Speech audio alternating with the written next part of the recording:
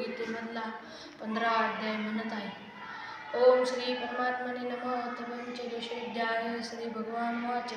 ऊर्ध्वमूलमदशाकं अश्वत्थं प्राहुर्व्यये छन्दांसि पर्णानि यस्तं वेद स वेदवित् अधश्चर्ध्वं प्रसृता तस्य शाखा गुणः प्रवृद्धा विषयप्रवाला उदस्य मूलाद्यनुसन्ततानि कर्माणि वन्देनि मनुष्यलोके न रूपमस्य ततोपलभ्यते नातो न दीर्घं न च सम्प्रतिष्ठते.